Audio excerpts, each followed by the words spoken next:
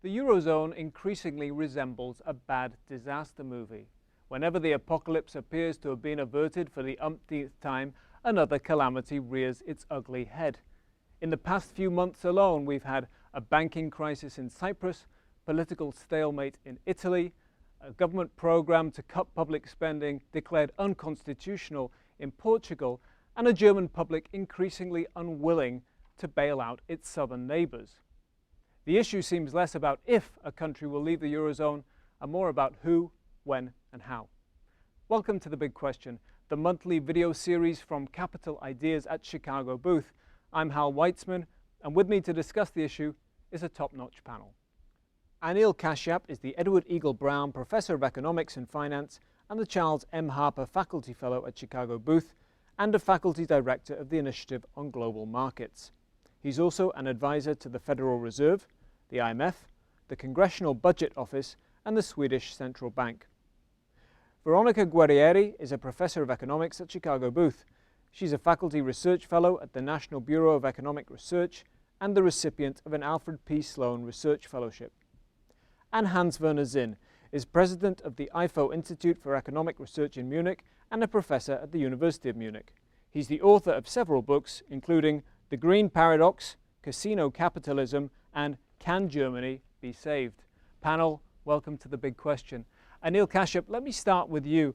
Was the euro always doomed? Was it ever going to be possible to have a monetary union between countries like Finland and Germany and Cyprus and Greece? Well, they knew it was going to be risky when they set it up. There were protections that were taken that were supposed to prevent some of the things we ran into. So there were controls on how much debt countries could rack up and what kind of deficits they could run. Unfortunately, many countries, including France and Germany, breached those rules in the middle of the last decade. And when they did, they decided to waive the penalties, and that was the beginning of the end. So there was no discipline right at the start? Well, 3 years before they failed the discipline test. Okay.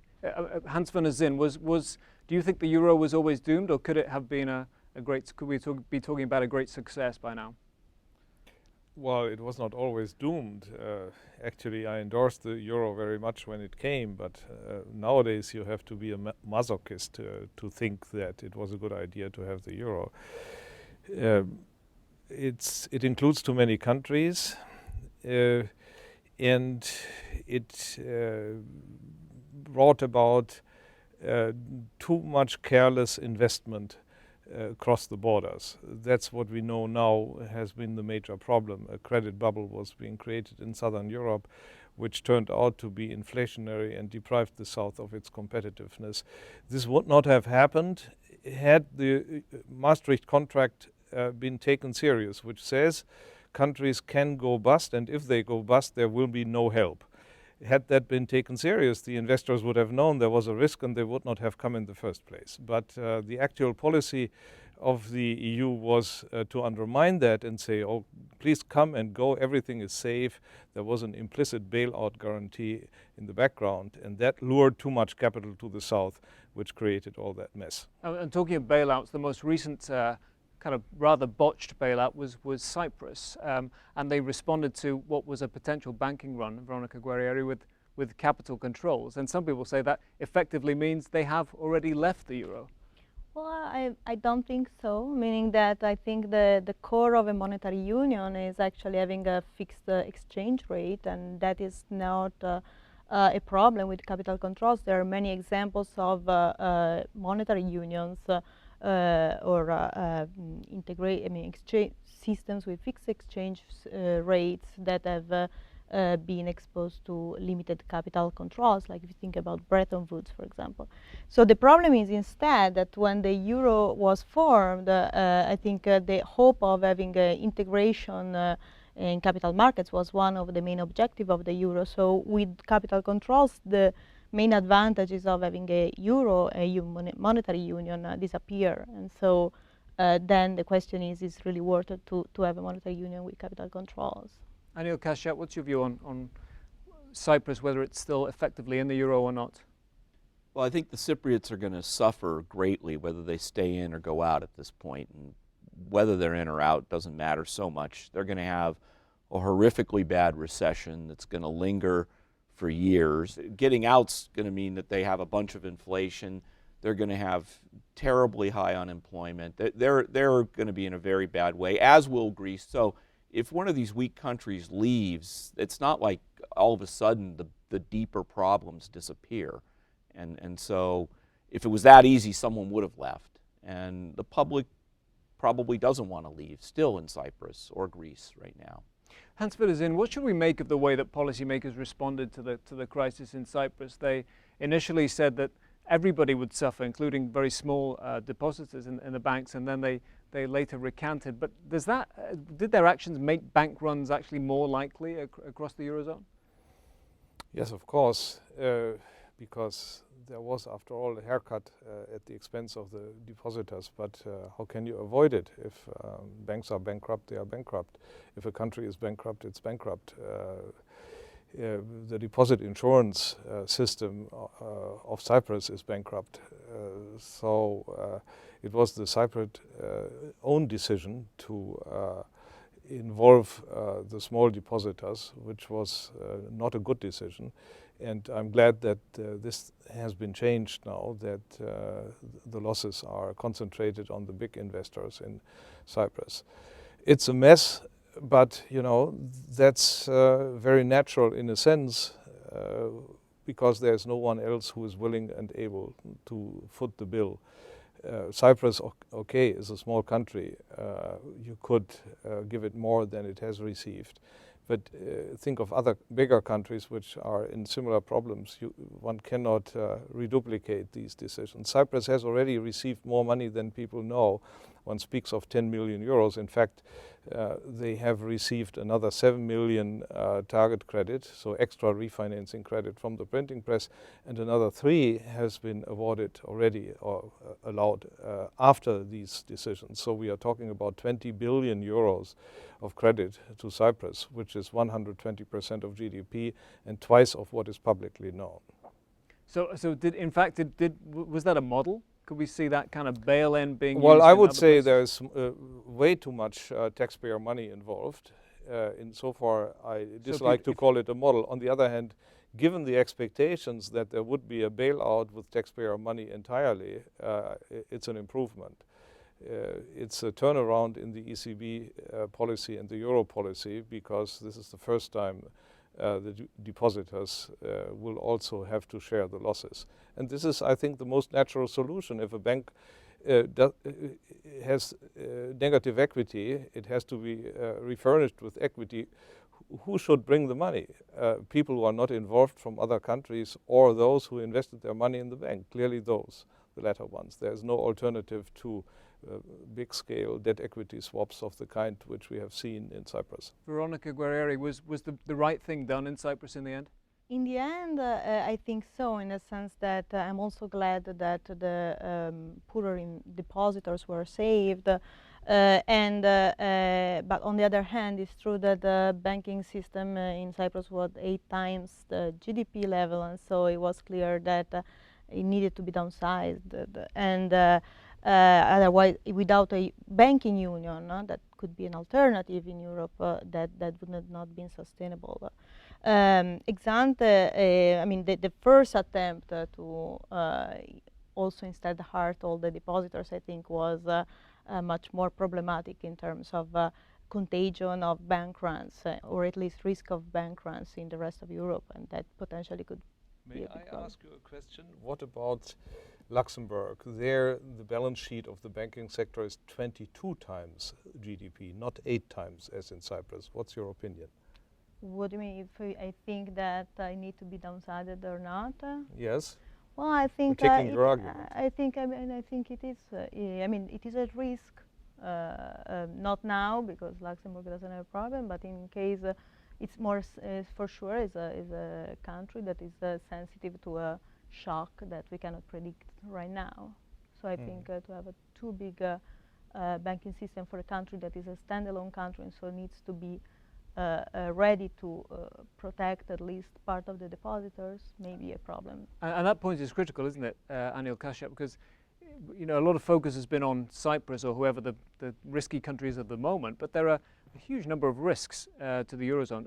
Talk us through which you think are the most important at the moment. I mean, I think the uniting theme is political illegitimacy for the whole project. I mean, the public wants the euro when you put it that way, but they don't want any of the things that would have to come with the euro. And so it's kind of a race between the politicians who keep hearing the public wants the euro, wants to keep this together and are doing everything they can, and then ignore some of the costs where you have, you know, youth unemployment rates in Spain and Greece and Portugal that I think are coming close to what a democracy can tolerate. And until they can come up with some way to get growth going, I think this is going to be very, very hard to sustain. And most of the things that are being discussed aren't really going to help growth. And so it's kind of a matter of time, in my mind, before we reach a snapping point. And it could come in any of many countries, but essentially all of them that are depressed. Okay, but you're saying there's a sort of political factor that's not been tackled there. Yeah, never, right? Selling the project. There was never a up or down vote in most of these countries. And, you know, Greece showed that the public was willing, even in difficult times, to say they stand behind the euro, but then immediately afterwards, when they had to follow through, the follow-through's been pretty weak. And, you know, the government in Portugal is very committed to the euro project. They've been willing to impose a lot of austerity, and now their courts are rejecting it. The voters in Italy rejected everything that has to go. I mean, it's a theme that most of these countries... There's a growing resentment in all the countries, both the southern countries and the northern countries, for different reasons, but the effects are a big political backlash that can be dangerous. So ultimately, is it politics that could sink the euro rather than economics? Yeah, in the end, I mean, countries stop paying when they don't want to pay. I mean, these countries can pay a lot more, at least to some degree, and there's a lot of private wealth. There's a lot of tax evasion in many of these countries where if you could get your hand on the tax revenues, things would look different. But, you know, they're not prepared to go there yet. I think also on an economic point of view, I mean, another important factor that we missed since the beginning of the euro is that typically to have a well-functioning monetary union, you need also some fiscal transfers or some form of fiscal union, and that is something that is missing. And hopefully it's something that we are going in the direction to, and that could also be important to save the euro. Hans-Werner Sinn? No, here I disagree. I do agree that in the end we need a political union with fiscal transfers, but I strongly disagree that we can have just fiscal transfers. Basically, it's what we need is, if we want to have fiscal transfers, a binding intertemporal insurance contract, and only the creation of the United States of Europe would be doing that. What some people want is the transfers without these obligations and without signing the insurance contract. That I find difficult, and that is the deeper reason. It's a bit like a marriage, you know. She likes him, but he likes her money. She is not so beautiful, and the question is, will the money be transferred before the marriage contract is signed? That is the deeper European problem. Right. Unlike a relationship that you described, though, there seems to be a lack of sort of will to really stay together. Isn't that the point? That neither the... Yeah, it's not a love marriage. That is the problem. A loveless marriage. And we are not behind the veil of ignorance, where we could make an insurance contract. So there is a very much known redistribution. Contrary to the Maastricht Treaty, we have in the Maastricht Treaty clear rules that exclude this redistribution, and to introduce that now retroactively on the way is a little bit difficult. In particular, since the money and the rescue money will not flowing from rich to poor countries, but from poor to rich countries, as we know now. The ECB has just yesterday published a report on the wealth levels of the European countries, and it turns out that those countries who you think were needy have the highest level of personal wealth. The Italian wealth, for example, is much higher than the German one. The Cypriot wealth per household is 670,000 euros, while the German one is 190. And so the question is really, why not a wealth tax in Cyprus would have been possible to solve the problem? Why do you have to tax the people in other countries of Europe? And that raises an intriguing point, Anil, Kashyap, because a lot of the focus has been on southern Europe and whether Greece or Cyprus might exit the eurozone. But what about a northern European country? For example, you've talked about Finland could possibly exit. Well, if a country that's got sound public finances wants to get out, the exit can be arranged in a much more orderly fashion. They can leave, their currency would appreciate. To the extent they owe claims to others in euros, they'd be able to afford them. If one of these weaker governments leaves, their currency depreciates, everything they owe in euros becomes all the more burdensome. So if you were going to try to organize an exit in an orderly way, it would make much more sense for one of the better run countries to get out than the less well-run countries. I think right now the Finns are probably not going to want to pull the trigger on doing this, but you know, you get this accumulation of all these claims on, you know, we need more help, we can't do it, and at some point you may reach a breaking point. Veronica, Guerrieri? Yeah, I was thinking about there would be a problem also for a wealthy country like Germany or Finland to exit, I think, for the banking system, because they have all these assets denominated in euro, so there is going to be some uncertainty about what happened. Are they going to be converted in marks, or they're going to be like left in euros? In one case, you have a tax for depositors. In the other, you have possibly a bank crisis, and so that.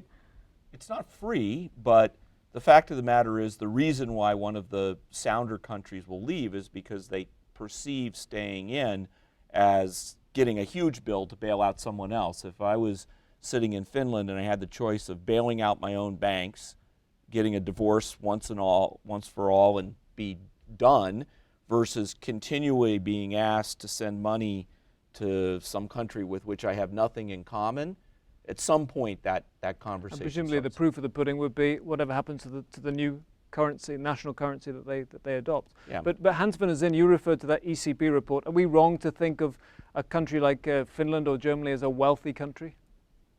Yes, that's what the report showed.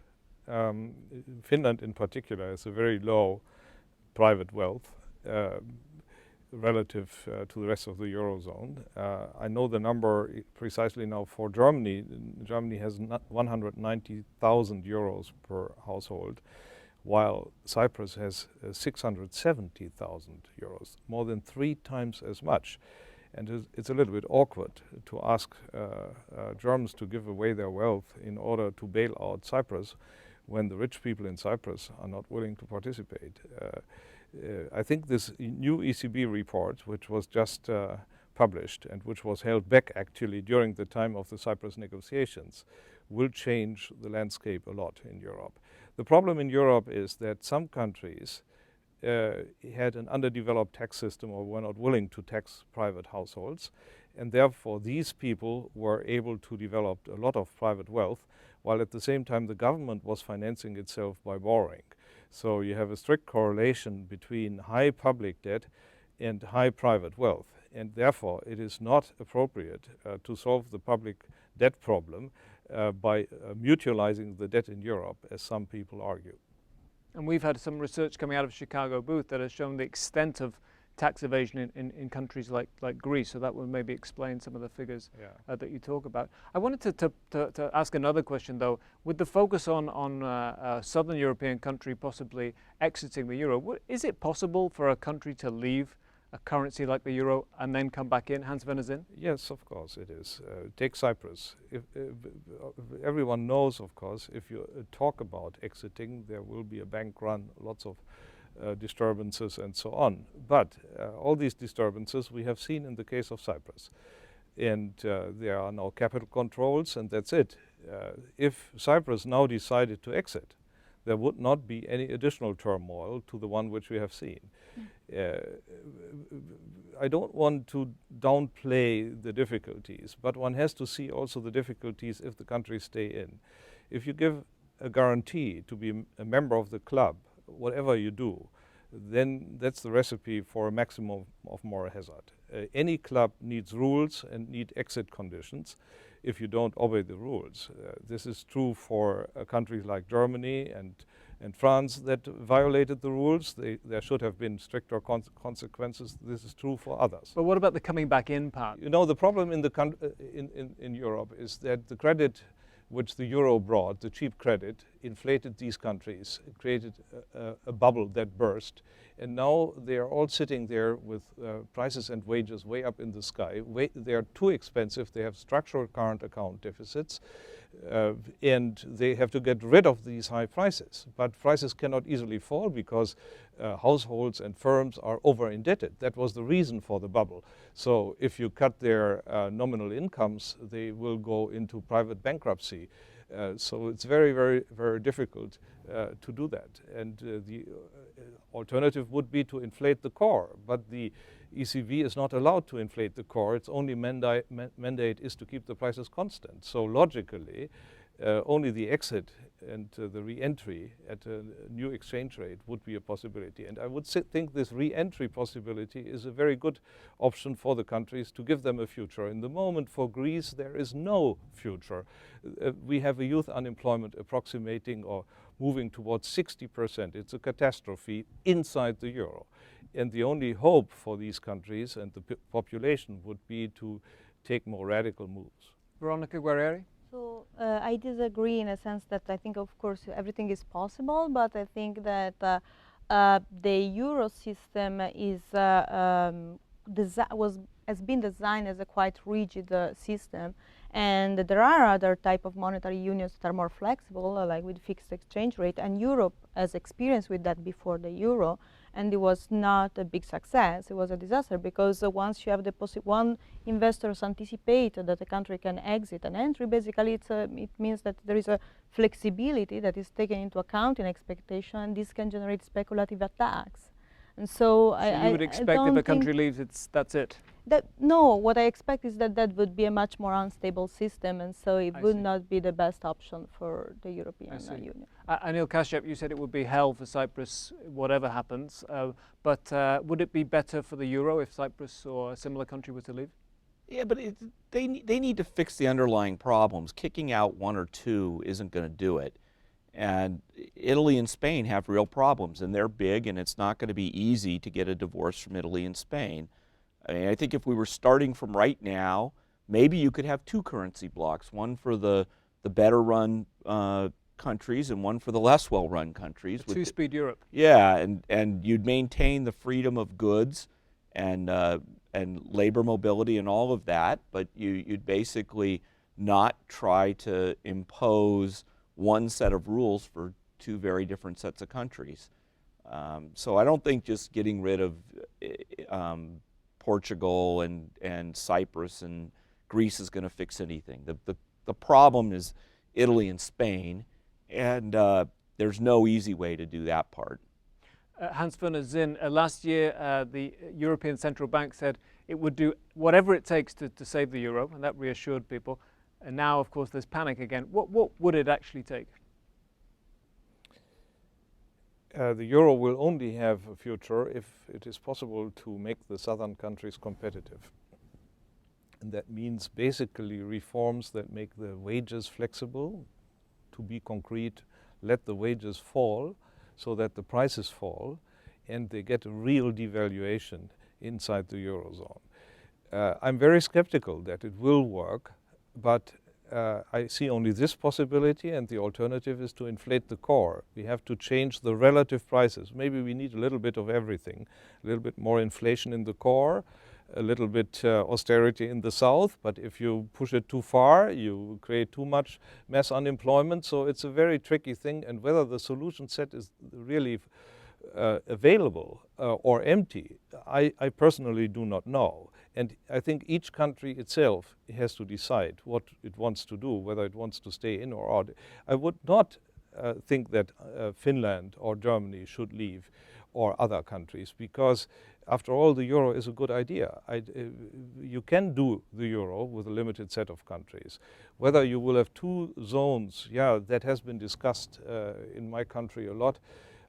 I hesitate though, because it will probably mean that France would belong to the south, and then we would have a new borderline at the River Rhine between France and Germany. After all, it's also a political project. So my idea would be more to shrink the euro a little bit and hope that the remainder who is in the euro will make it through a decade of stagnation with lower inflation, which gradually makes it more competitive. You talked about reflating the core. A lot of people have pointed out that if Germany only loosened the reins on spending a bit, it would help the entire euro project. What brings about inflation in the core is the capital market by itself. So the German savings capital no longer likes to go to the south, and people invest in Germany. We are having a construction boom, which translates into the whole economy and is in the process of inflating the country.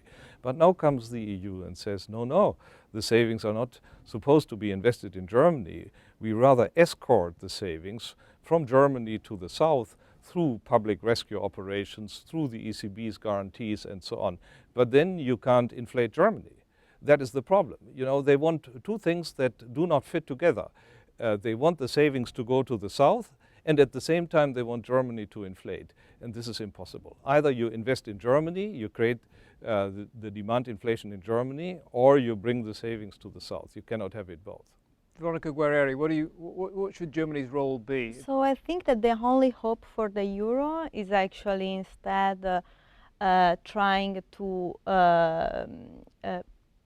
be a little bit, in this moment, less aggressive on austerity measures for the southern countries.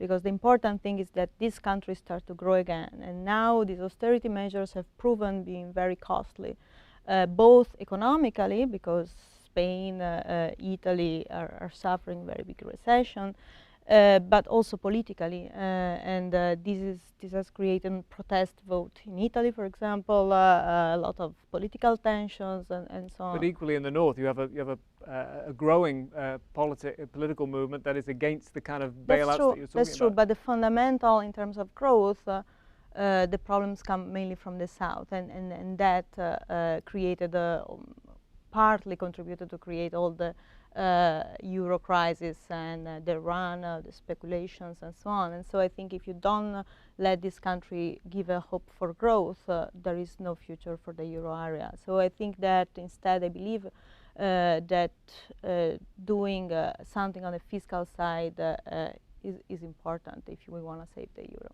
Hans-Werner Sinn? I'm not quite of your opinion, because if you have a realignment problem in the eurozone and the north has to become more expensive and the south cheaper, then you can't have it without going through a process of austerity in the south. And growth is not growth in the supply sense. Of course, everyone is in favor of it. If politicians speak of growth, they just mean Keynesian demand management. And that would be wrong, because it would slow down the necessary process of realignment. Above all, Keynesian demand management means borrowing. Borrowing, if you borrowed at the market rate, fine, let the countries decide themselves, but they don't borrow at the market rate. They borrow publicly from other countries in the eurozone through public mechanisms, and that is not so easy. You can easily speak that way, but you have to have the taxpayers of the north to become the public creditors of the south in order for the south to carry out Keynesian policies, but they don't want to do that. So we are in a difficult period of growing rescue fatigue in the north and growing austerity fatigue in the south, and I'm very much afraid that this will damage the European project as such, but there is no easy outcome.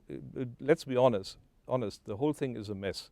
The euro was introduced as a peace project, and now we are having a situation of hassle and strife between the countries of Western Europe of a kind which I've never seen before in my lifetime. Veronica Guerrieri, one final quick comment from you. Yes. No, I believe there is no doubt that in the medium run, austerity has to be taken into consideration, that something has to be done in terms of fiscal sustainability of these projects. My only concern is that pushing too much that into the short run can backfire, and I think that it should be done a little bit more smoothly. Yeah, but what about the creditors of the North who get very little interest and bear large risk? How can you demand that they put more money on the table? That's not so easy. That's true. No, I agree, but there are costs to win the euro for everybody, and unfortunately, they have been large. We have a total rescue program of 1.3 trillion euros already.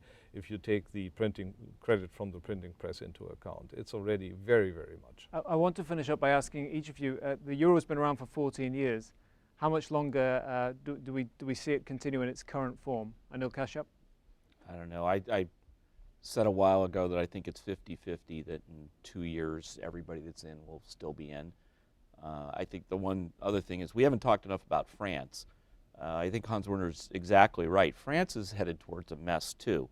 And so the main reason why I'm somewhat pessimistic is who's doing well by any of this?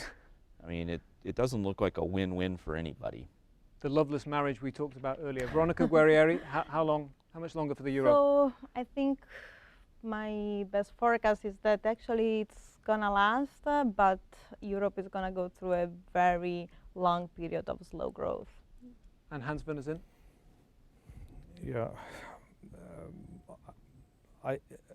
I don't see any very favorable scenario. Either we get a socialization of debt in the eurozone with lots of hassle and strife because we make creditors and debtors out of neighbors and friends, or we have exits. I personally believe that the probability for the bigger southern countries to exit has increased recently. Why? Because Greece and Cyprus we have been able to keep in with lots of public money. These are small countries.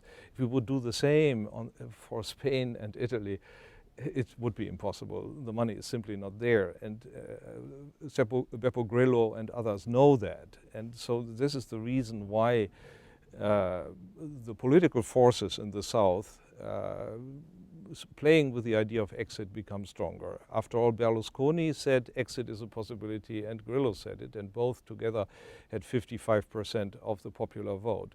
So these forces will become stronger. Okay, well on that note I'm going to have to call time. My thanks to our panel, Anil Kashyap, Veronica Guerrieri and Hans-Werner Sinn. For more research, analysis and commentary, visit us online at chicagobooth.edu/capideas and join us again next time for another Big Question. Goodbye.